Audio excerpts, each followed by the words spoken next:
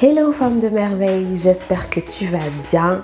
Laisse-moi commencer par te souhaiter une très belle année 2023. Je prie que le Seigneur t'émerveille, je prie que tu ailles de l'avant avec lui et dans ton intimité avec lui et qu'il te surprenne. Alors cette année 2022 a été une année de folie pour nous dans ma famille. Il y a eu des choses incroyables. D'abord on a accueilli notre tout petit dernier qui a 7 mois aujourd'hui.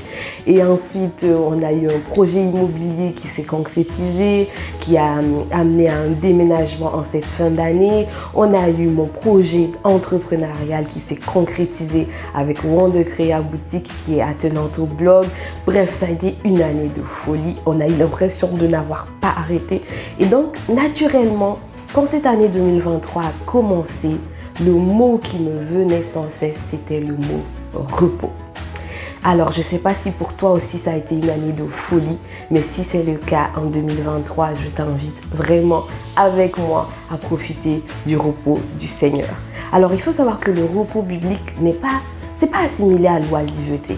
Tu sais très bien que ce blog est un blog aussi de motivation pour les femmes, pour qu'on aille au bout de nos rêves, pour qu'on se batte, pour qu'on se lève, pour exister, pour que nos rêves existent et deviennent des réalités.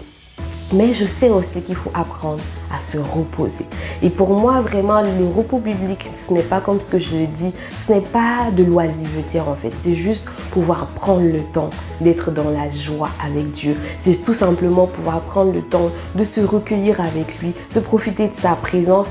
Et aussi, je pense, c'est aussi montrer en fait une attente confiante en mode je fais mon travail, je te le confie et je me repose en toi parce que je sais que tu vas faire la suite. Quand on est une femme ambitieuse, quand on est une femme forte qui veut aller au bout de ses rêves, des fois c'est très dur de lâcher prise. C'est très difficile parce qu'on a toujours en fait besoin de faire ses preuves, parce que aussi la société nous le demande de faire ses preuves encore et toujours plus, de montrer qu'on est capable, de montrer qu'on peut y arriver, et on prend tellement de poids sur nos épaules et ce n'est pas toujours évident. À un moment, le corps n'en peut plus, l'âme n'en peut plus, l'esprit n'en peut plus. On a besoin d'être renouvelé. Donc cette année, si c'est ton cas, ce à quoi je t'invite, c'est vraiment de profiter du repos du Seigneur et d'apprendre à être renouvelé. Cette année 6, je t'invite à faire de Dieu ton partenaire d'affaires, ton partenaire pour ta vie de couple, ton partenaire pour ta vie de famille, ton partenaire pour tes amitiés, ton partenaire pour tes relations amoureuses, pour ton entreprise. Fais de lui ton partenaire pour tout. Fais ton job, confie-les lui et repose-toi en lui. Tu sais, 6, être indépendante de Christ, ce n'est jamais une bonne idée. Être indépendante sans Christ, ce n'est pas la bonne solution, ce n'est pas la clé de la réussite. Accepte cette année d'être vulnérable. Accepte cette année d'être complètement dépendante de Dieu. Accepte cette année d'être dans cette attente confiante.